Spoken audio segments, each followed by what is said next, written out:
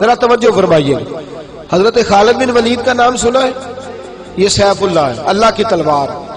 حضرت خالد بن ولید نے اپنی بیوی کو طلاق دے دی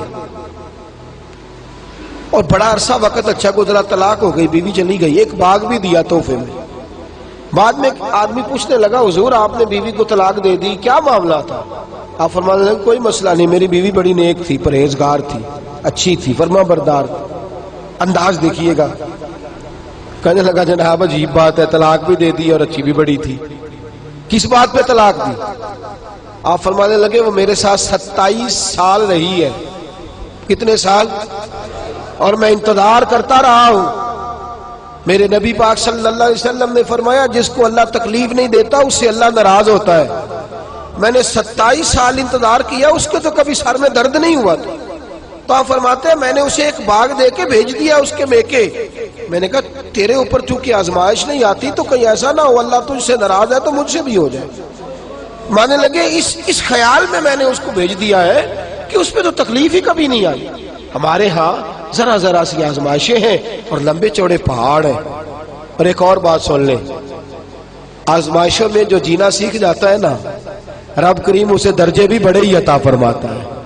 جس کا دنیا میں کوئی سہارا نہیں نہ بنتا پھر اسے خدا کی رحمت آگے بڑھ کے سہارا عطا فرماتی ہے. اپنی زندگی کے اندر آزمائش سے لڑنا، تکلیف سہنا، ذہن بنا لے تکلیفیں آئیں گی، آزمائشیں آئیں گی، بیماری آئیں گی، مجھے برداشت کرنا. جس کے اندر برداشت ہے اس کا حوصلہ بہت بڑا ہے، اور جو برداشت سے آ رہی ہے وہ ختم ہو جائے. میرے رسول کریم صلی اللہ علیہ وسلم کی صحابیہ حضرت اسماء بنت ابی بکر صدیق، جناب صدیق اکبر رضی اللہ تعالی عنہ کی صاحبزادی ہیں، حضرت عائشہ کی بڑی بہن ہے. یہ وہی ہیں جو غار ثور میں میرے نبی کو کھانا پہنچایا کرتے. 90 سال سے زیادہ عمر ہوگی حضرت اسماء کی، اور ان کے صاحبزادے عبداللہ بن زبیر رضی اللہ تعالی عنہ. 90 سال سے زیادہ عمر ہوگی اور ان کے صاحبزادے لڑائی کر رہے ہیں حجاج بن یوسف کے ساتھ. آنکھوں سے انہیں نظر نہیں آتا حضرت اسماء کو، بوڑھی ہو گئی، صاحبزادہ جہاد کر رہا ہے.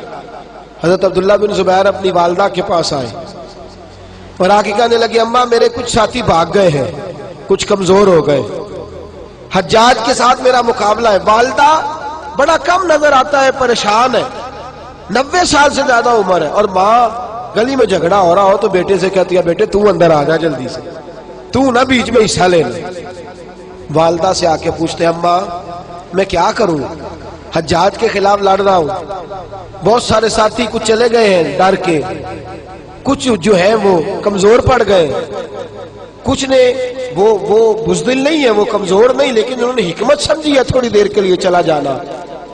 ماں کہنے لگی بیٹے پہلے تو یہ بتا کہ تو حق پہ ہے کہ نہیں، دولت کے لیے تو نہیں لڑ رہا، اقتدار کے لیے تو نہیں لڑ رہا. کہنے لگے اماں قسم اللہ کی عزت کی میں حق پہ ہوں، میں فکر امام حسین کا وارث ہوں، میں ظالموں سے لڑ رہا ہوں.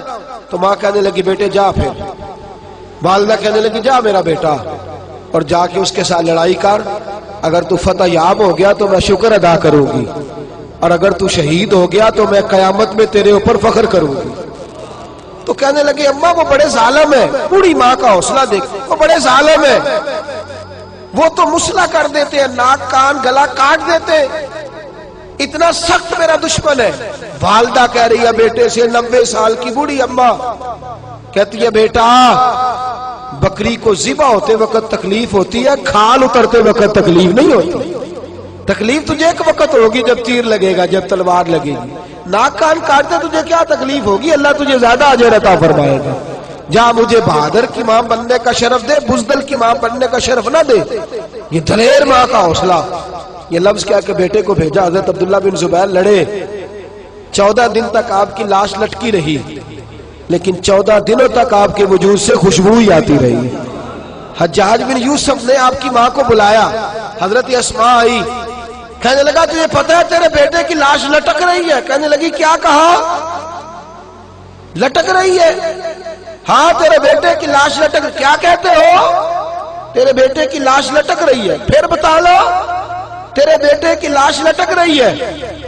تو آپ فرمانے لگی شکر ہے اللہ کا، میرے بیٹے کی لاش لٹک رہی ہے، کہیں جھکی ہوئی تو نہیں ہے نا، کسی ظالم کے آگے جھک تو نہیں نا گئی، کہیں اس نے گلا کٹایا ہے کہیں جھکایا تو نہیں نا, شکر ہے میں اللہ تعالیٰ کا.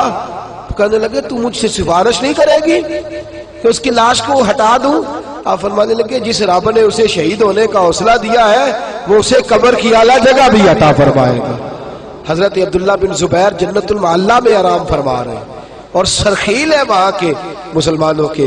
عزیزوں, تکلیفوں کو آگے بڑھ کے وصول کرنا. ذرا ذرا سی بات پہ لوگ چیختے چلاتے کفر بولتے ہیں, گھروں میں فوتگی ہو جائے تو کفر. حضرت جعفر طیار شہید ہوئے, حضرت علی کے سگے بھائی تو ان کے گھر کی عورتیں رونے لگی. حضور نے فرمایا جاؤ انہیں چپ کراؤ.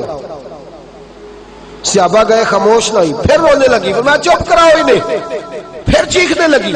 تیسری بار حضور نے فرمایا نہیں چپ کرتی تو ان کے منہ میں خاک ڈال دو. انہیں پتہ نہیں جو بین کرے, سر پھاڑے اور اپنے چہرے پر اپنے ہاتھ مارے وہ تو میری امت میں شامل ہی نہیں ہے, تو میری امت میں شامل ہی نہیں. میرے عزیزوں, شریعت اسلامیہ حوصلے کی بات کرتی ہے, صبر کی بات کرتی ہے. گھروں کے اندر ذرا ذرا سی بات پہ بے صبری کرنا, ذرا دو چار جملے بھی ہم ہضم نہیں کر سکتے, ایک بے رخی بھی ہم ہضم نہیں کر سکتے, تھوڑی دیر کے لیے بھی کوئی آنے والی تکلیف ہم برداشت نہیں کرتے. بے صبری ہے, ہماری کم حوصلہ ہے اور تحمل مزاجی سے دور چلے گئے ہیں, اس لیے ہمارے غم بھی روز بروز بڑھتے چلے جا رہے ہیں. رب کائنات کی بارگاہ میں یہ التجا کیا کرے اللہ ہمیں حوصلے عطا فرمائے اور ساتھ رب کریم ہمارے اوپر وہ والا فضل فرمائے اس طرح وہ اپنے نیک بندوں پر فضل فرماتا ہے. اور اللہ ہمیں حوصلے اور صبر کے ساتھ زندگی کے ایام گزارنے کی توفیق عطا فرمائے. ہمیشہ مدحت خیر الانام میں گزرے. دعا ہے یہ عمر درود و سلام میں گزرے. آخر دعوانا ان الحمد للہ.